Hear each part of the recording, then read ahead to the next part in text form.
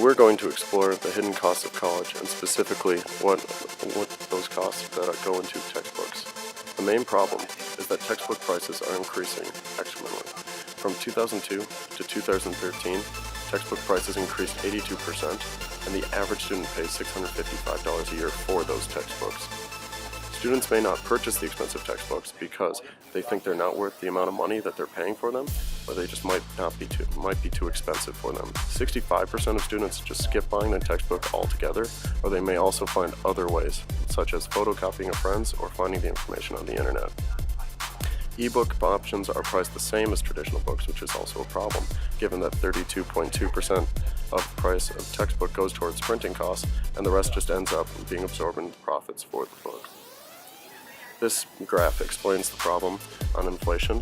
The bottom line is the 250%, that is the consumer price index, and the top line at 812% is what textbooks have been at.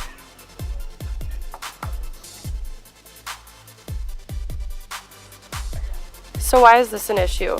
First, there's a principal-agent problem. Professors act as the principals and assign required textbooks that they deem to be the most beneficial and essential to helping students succeed in a course regardless of the price. The principal-agent problem arises from the textbook publishers or the agents setting the prices of the textbooks at unreasonably high levels. Another key issue is how student loans play a role. Many students don't realize the amount they are spending on textbooks. When students pay for their textbooks with loans, they don't see the money leaving their pocket and may not factor this high cost into their budgeting. The last issue is adverse selection. The high cost of textbooks may cause students to opt out of purchasing important or necessary course materials.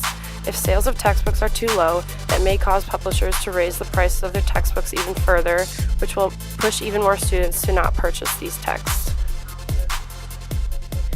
We have found several possible solutions to solve this rising textbook price issue. These include the regulation of textbook prices by the government, requiring ebooks for iPads or Kindles, and having textbooks included in the cost of tuition.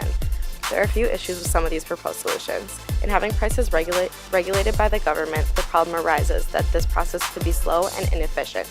It would take a while to establish any regulation and may be difficult to enforce through the government.